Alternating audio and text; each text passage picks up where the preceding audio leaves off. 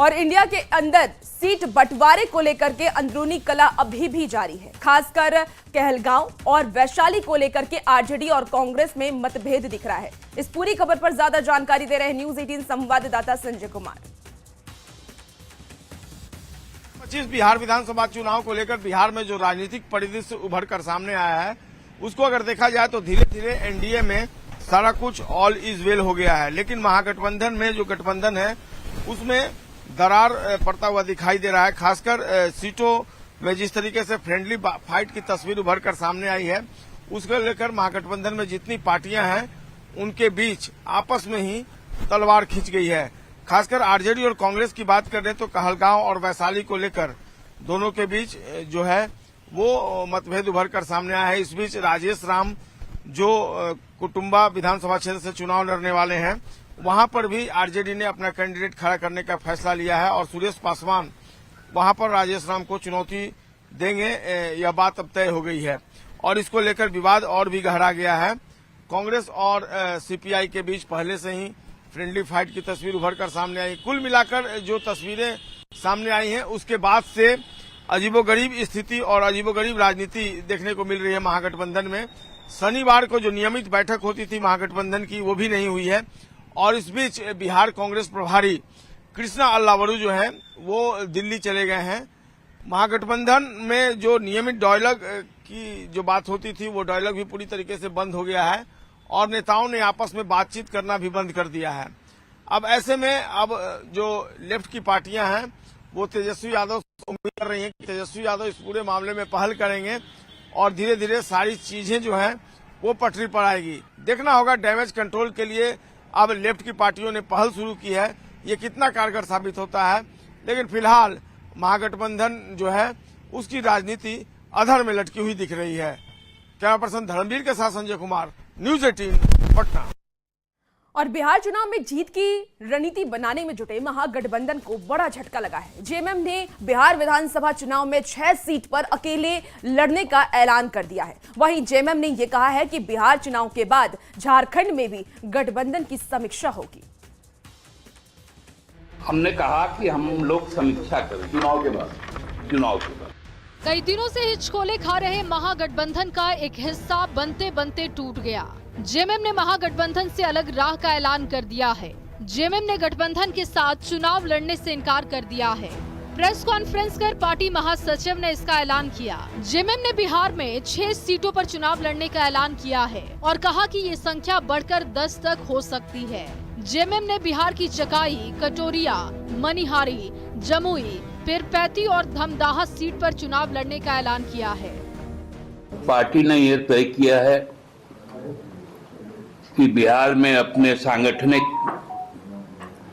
ताकत के साथ 6 विधानसभा चुनाव में अपने उम्मीदवार को उतारेंगे। जेएमएम महासचिव सुप्रियो भट्टाचार्य ने गठबंधन धर्म निभाने के बाद भी बिहार में धोखा देने का आरोप लगाया और कहा कि हर बार धोखा नहीं दिया जा सकता। सुप्रियो भट्टाचार्य ने कहा कि बिहार चुनाव में जीत के बाद झारखंड में भी गठबंधन की समीक्षा की जाएगी। हमने कहा कि हम लोग समीक्षा करें चुनाव के बाद। सब कुछ बर्दाश्त कर सकते हैं, लेकिन आत्मसम्मान के साथ समझौता नहीं कर सकते। बिहार में एक और कांग्रेस, आरजेडी, वीआईपी और लेफ्ट की पार्टियों के बीच 10 से ज्यादा सीटों पर फ्रेंडली फाइट की स्थिति बनने से गठबंधन की गांठ कमजोर होती दिख रही थी कि जेएमएम ने अलग से चुनाव लड़ने का ऐलान करके महागठबंधन को इस चुनाव का सबसे बड़ा झटका दे दिया है। और ऐसे में टूट रहा महागठबंधन एकजुट एनडीए का कितना मुकाबला कर पाएगा, ये देखना होगा। रांची से संवाददाता गौरव झा के साथ ब्यूरो रिपोर्ट, न्यूज 18। देखिए, महागठबंधन में खटपट जारी है और इस पर अब सियासत भी शुरू हो गई है। बिहार के डिप्टी सीएम सम्राट चौधरी ने निशाना साधा है। सोशल मीडिया एक्स पर निशाना साधा गया है सम्राट चौधरी की तरफ से, जहां उन्होंने महागठबंधन को लठबंधन बताया है और ये लिखा कि लठबंधन में बिखराव जारी है और इसके सभी घटक दल अब अपना अलग अलग रास्ता तलाश रहे हैं। चुनाव से पहले अगर ऐसा भगदड़ मचा है तो चुनाव के बाद क्या होगा? अब जेएमएम ने साथ छोड़ दिया है। तो देखिए सम्राट चौधरी का ये पोस्ट आपको दिखा रहे हैं। सम्राट चौधरी ने एक फोटो भी शेयर किया है और इस फोटो के माध्यम से भी वो ये बताने की कोशिश कर रहे हैं कि महागठबंधन में ऑल इज वेल नहीं है, जबकि एनडीए में सब कुछ ऑल इज वेल है। अगर गठबंधन में चुनाव से पहले ये स्थिति है कि अब अलग अलग पार्टी अब अपने अपने उम्मीदवार उतार रही है और गठबंधन में एकजुटता नजर नहीं आ रही है, हर पार्टी की तरफ से अपने अपने उम्मीदवार उतारे जा रहे हैं, तो सोचिए कि आप इलेक्शन के बाद यानी चुनाव के बाद क्या होगा।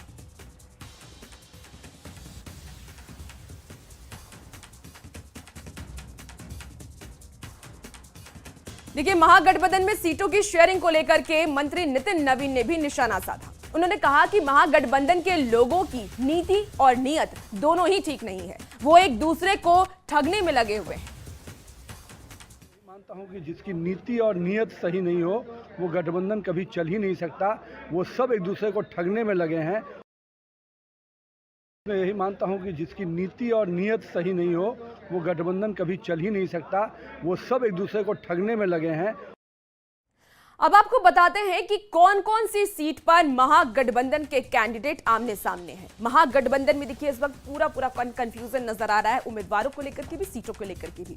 वैशाली सीट की बात कर लेते हैं। आरजेडी की तरफ से अजय कुशवाहा है और संजीव कुमार कांग्रेस की तरफ से आमने सामने है, यानी कि ये फ्रेंडली फाइट है, लेकिन फाइट तो है। अब दूसरी सीट की बात कर ले तो लालगंज की सीट है। देखिए लालगंज से शिवानी शुक्ला आरजेडी की तरफ से और आदित्य कुमार राजा कांग्रेस की तरफ से इस वक्त आमने सामने हैं। आप समझ सकते हैं कि महागठबंधन में ही फाइट इस वक्त जारी है और सिर्फ कंफ्यूजन ही नजर आ रहा है। कहलगांव की बात कर ले तो आरजेडी से रजनीश यादव इस बार चुनावी मैदान में कहलगांव से हैं और कांग्रेस से प्रवीण कुशवाहा चुनावी मैदान में कांग्रेस की तरफ से हैं। तो ये इस वक्त यहाँ पे भी फाइट नजर आ रही है। वायरलेसगंज की बात कर लें तो आरजेडी से अनीता देवी और दूसरी तरफ कांग्रेस से मंटन सिंह इस बार चुनावी मैदान में आमने सामने हैं, यानी गठबंधन के ही दो अलग अलग उम्मीदवार एक सीट से आमने सामने इस बार नजर आ रहे हैं। चलिए दूसरी सीट की बात कर ले तो तारापुर की सीट है और यहां से आरजेडी से अरुण कुमार हैं और वीआईपी से सकलदेव सिंह बिंद इस वक्त चुनावी मैदान में तारापुर सीट से हैं। ये मुंगेर का सीट है। गौरव बराम ये सीट भी काफी ज्यादा हाई प्रोफाइल इस वक्त नजर आ रहा है। आरजेडी से अफजल अली हैं और दूसरी तरफ वीआईपी से संतोष सहनी जो कि मुकेश सहनी के भाई हैं, वो इस बार चुनावी मैदान में हैं। आप सोच सकते हैं, समझ सकते हैं कि कितना टफ कंपटीशन इस बार नजर आ रहा है।